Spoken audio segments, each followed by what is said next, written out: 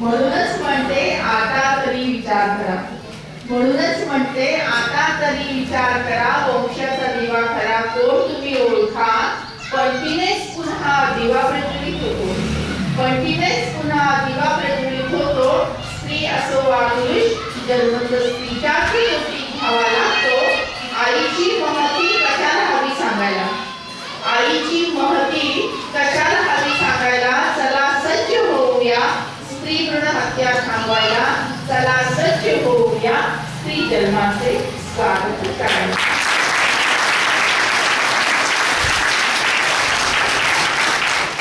त्यानंतर नकोशीला करूया हवीशी. अनेक ठिकाणी मुलीचं नाव नकोशी ठेवलं जातं, नकोसा ठेवलं जातं, कडूबाई ठेवलं जातं, अंतिमा ठेवलं जातं, निराशा ठेवलं जातं.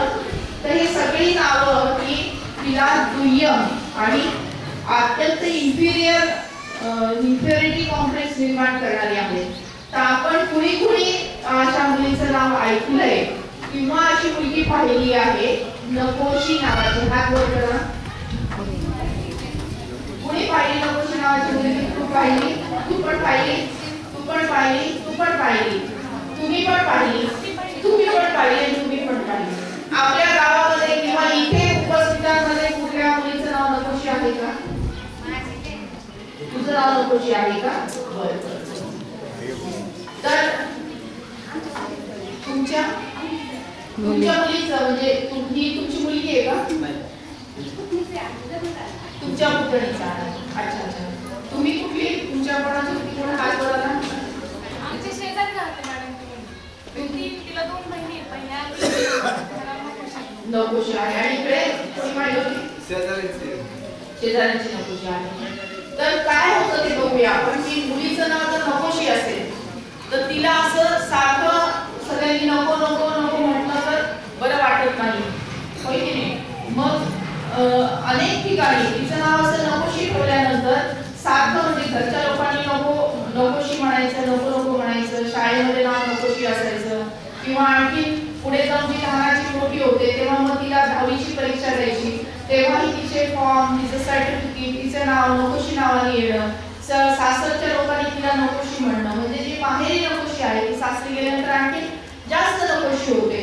आणि जेव्हा ती लग्न झाल्यानंतर स्वतः गरोदर होते आणि जेव्हा तिच्या पोटामध्ये एखादं बाळ येतं तेव्हा तिला अशी भीती वाटायला लागते की नकोशी हे म्हणजे मी मुलगी असल्यामुळे, माझं नाव नकोशी असल्यामुळे मला असं आयुष्य भोगावं लागलं तर माझ्या पोटामध्ये असणाऱ्या बाळाला हे असं दुःख असणारं, उपेक्षित असणारं असं आयुष्य का त्यांनी भोगावं, म्हणून परत तिच्याही मनामध्ये स्त्री भ्रूण हत्येचा विषय येऊ शकतो.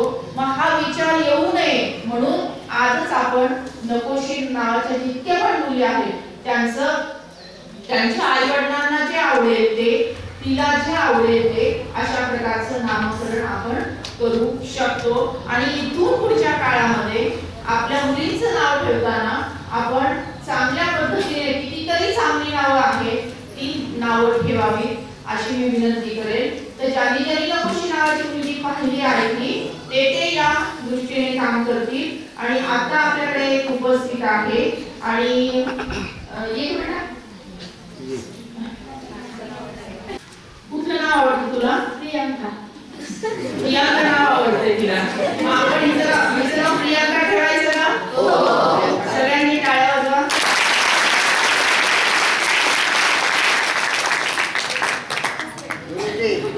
पटावर नाव फोडून टाका, प्रियांका करा. सगळ्या मुलांना सांगा प्रियांका म्हणणे. सगळ्यांनी प्रियांका, या ताईंना सगळ्यांनी प्रियांका म्हणायचं आहे. शाळेमध्ये तिचं नाव प्रियांकाच राहणार आहे आणि इथून पुढचे सगळे सर्टिफिकेट, मार्कशीट सगळे प्रियांकाच नावाने येणार आहेत. तर आपण प्रियांकाचं स्वागत करूया जोरदार टाळ्यावर. प्रियांकाच्या टीचर इथे आलेले आहेत. तुमचं नाव सांगा.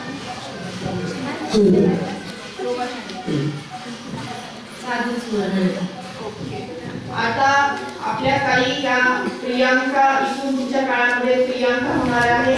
कुणीही तिला नकोशी घरी पण म्हणायचं नाही, कुठेही तिला नकोशी म्हणायचं नाहीये. सगळेजण तिला प्रियांकाच म्हणणार आहे. आणि याच्यासाठी मी बाईला विनंती करते की तिच्या कानामध्ये प्रियांका प्रियांका सांगा.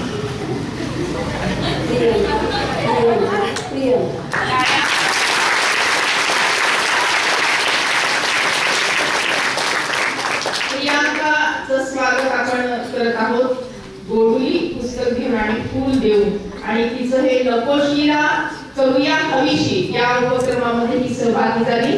त्यांचं त्यांच्या शिक्षकांचं सर्व ग्रामस्थांचं आणि आपल्या सर्वांचं हार्दिक अभिनंदन.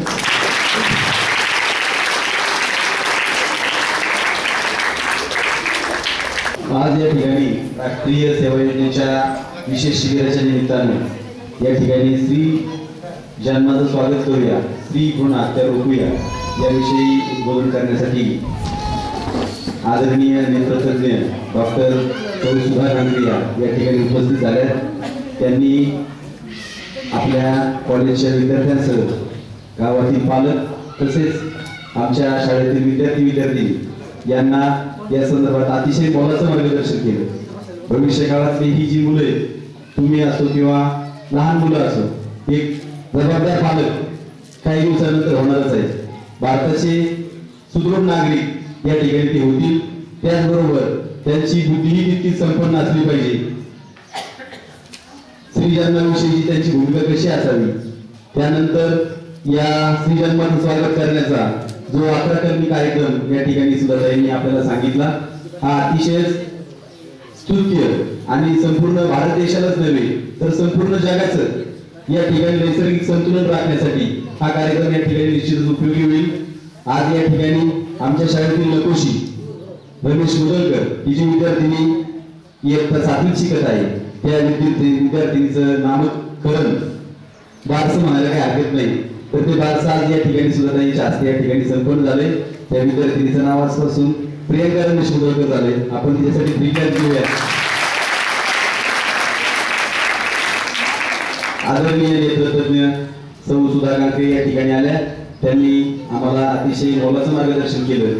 त्याबद्दल या ठिकाणी मी आमच्या जिल्हा परिषदेच्या शाळेच्या वतीनं बापरेडी ग्रामस्थांच्या वतीनं आपलं मनपूर्वक हार्दिक आभार मानतो. आपल्या भावी कार्यास मनपूर्वक हार्दिक शुभेच्छा. धन्यवाद.